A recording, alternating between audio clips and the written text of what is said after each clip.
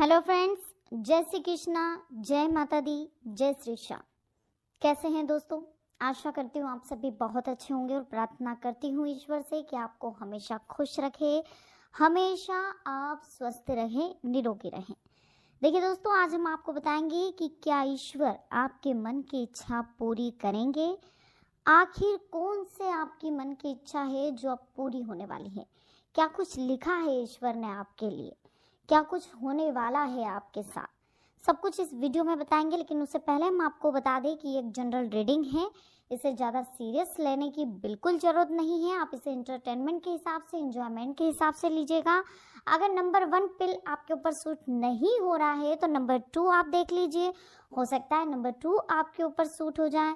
इसी के साथ चैनल को अभी तक सब्सक्राइब नहीं किया है दोस्तों, तो सबसे पहले तो शुभ काम में देरी किस बात की, यानी कि चैनल को सब्सक्राइब करें, बेल आइकन को प्रेस करें, आने वाली लेटेस्ट जल्द आप तक पहुंचेगी। इसी के साथ दोस्तों, कमेंट सेक्शन में जरूर बताइएगा आपको वीडियो कैसी लगी, गुड लगी, बैड लगी, और राधे राधे लिखना बिल्कुल मत भूलिएगा। लाइक करें हमारी वीडियो को। वीडियो की शुरुआत करेंगे तो चलिए दोस्तों, सबसे पहले स्क्रीन पर आपको 2 नंबर्स दिखाई दे रहे होंगे। First 47, second 14। इन दोनों में से कोई भी एक नंबर जो आपको अपनी तरफ अट्रैक्ट करें, आप उसे चूज़ कर लें। हम देखेंगे जुलाई महीने में आपके मन में जो ख्वाहिश है आखिर वो कब पूरी होगी। फर्स्ट नंबर जिन्होंने भी चूज़ करा है, सबसे पहले उनके लिए देख लेते हैं। जिन्होंने पहला नंबर चूज़ करा है, बहुत जल्दी आपके मन की इच्छा पूरी होने वाली है, तो आप रिलैक्स रहें, खुश रहें। वीडियो को पूरा सुनिएगा, बहुत ही महत्वपूर्ण वीडियो है।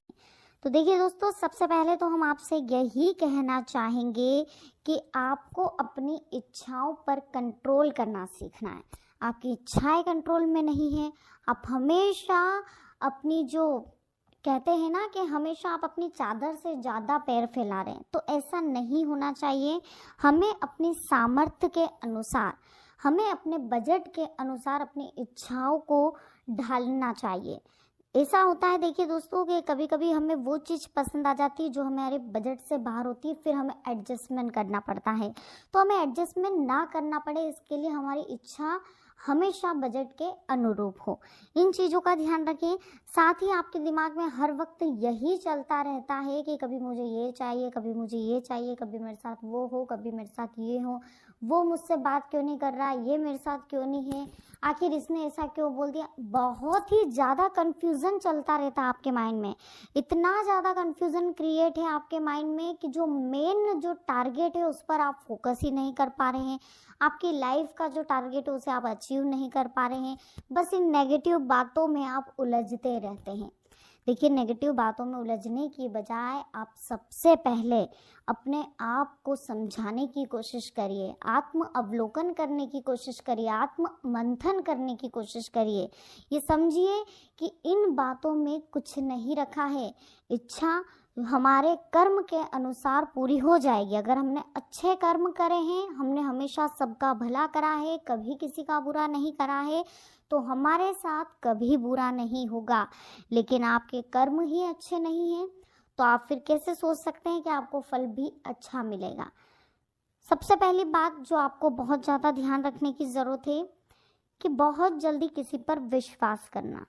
विश्वास करना बुरा नहीं है, लेकिन ऐसे व्यक्ति पर विश्वास करना गलत है जो हमेशा आपका फ़ायदा उठाता हो, जो हमेशा आपको बेवकूफ़ समझे, आपके पैसों का फ़ायदा उठाए, आपके दिल से खेल कर जाए, आपको हमेशा नुकसान पहुंचा कर जाए और ऐसा बनाकर चला जाए आपको कि आप किसी और के ऊपर कभी भरोसा नहीं कर पाए।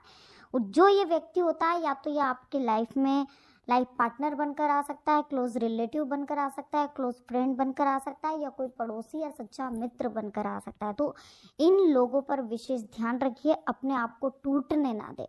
चाहे कुछ भी हो जाए, किसी भी कंडीशन में अपना मनोबल टूटने ना दे, अपना आत्मविश्वास टूटने ना दे, अपने आप को कमज़ोर ना बनने दे। क्योंकि ये लोग जो आपके आसपास है, जो नेगेटिविटी फैला रहे, ये आपको सिर्फ और सिर्फ कमज़ोर करने की कोशिश कर रहे हैं, और आप ऐसे इंसान बन जाते हैं कि वो आपको अपने हाथ की कठपुतली बनाकर छोड़ देते हैं। फिर जैसा वो कहते हैं आप वैसा वैसा करते जाते हैं।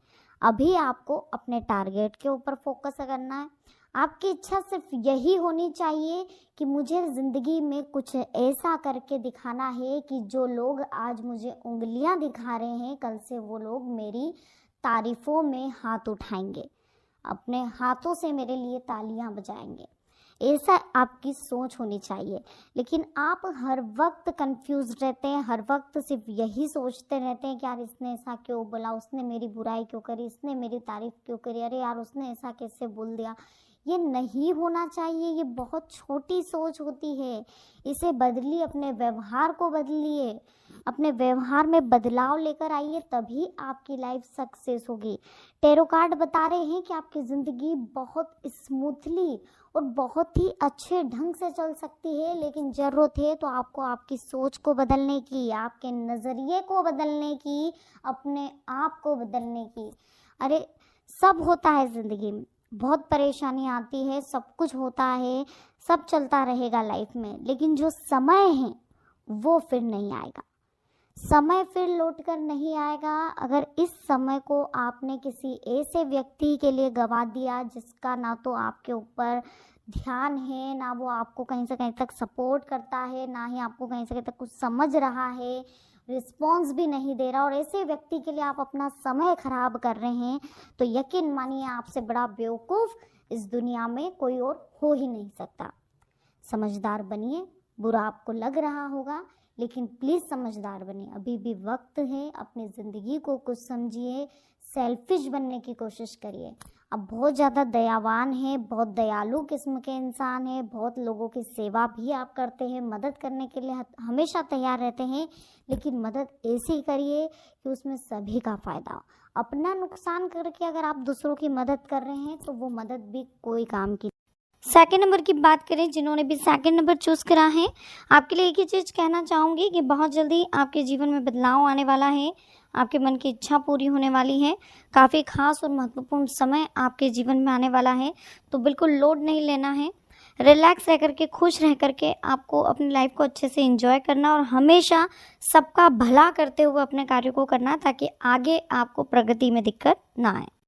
तो सबसे पहले देखिए दोस्तों, यह कहना चाहेंगे जो बहुत ही सीधापन है आप में कि किसी को भी मुंह पर कुछ भी बोल देना, सोचना नहीं, समझना नहीं, बहुत ज़्यादा ज़िद्दी स्वभाव है बच्चों की तरह कि यार इस चीज़ को पाना है मतलब पाना है, भले ही वो चीज़ कितनी ही गलत हो, कितनी ही आपके लिए नुकसानदायक हो, वो रिलेशन आपके लिए कितना ही नुकसानदायक हो, लेकिन उस रिलेशन में पड़ना है।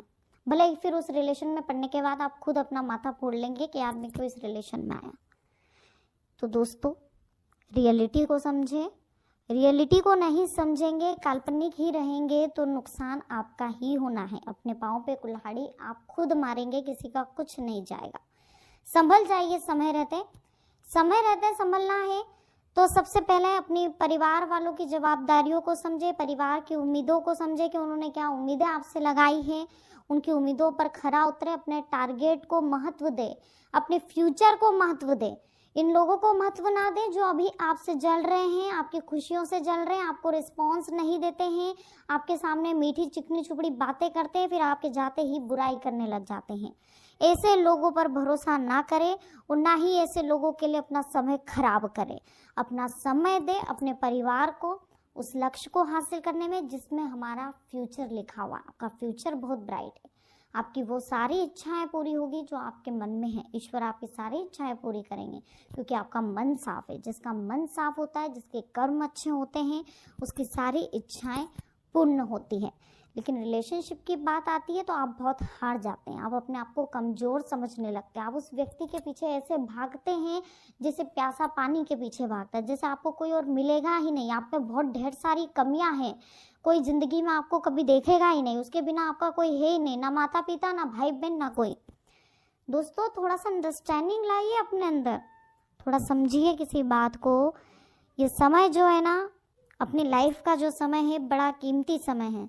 आपको पता होगा कोरोना काल में, अभी पिछले 2 साल में बहुत से ऐसे व्यक्ति आपके सामने ही चले गए होंगे जिनके बारे में आपने कभी सोचा भी नहीं था, और आपको अफसोस भी हुआ होगा कि यार इस व्यक्ति से अगर मेरी मुलाकात हो जाती, या इस व्यक्ति से मैं बात कर लेता, या इसके साथ कुछ पल बिता लेता, तो आज आपको अफसोस नहीं होता। ये चीज़ें आप किसी ना किसी के साथ हुई होगी, जरूरी नहीं सबके साथ हो। तो सोचिए उन व्यक्तियों के पास कितना समय था, उन्हें पता था, नहीं पता था? क्या उन्हें पता था कि वो कोरोना की वजह से उनकी डेथ हो जाएगी? नहीं पता था। क्या हमें अभी पता है कि हमारे साथ आगे क्या होने वाला है? नहीं पता है।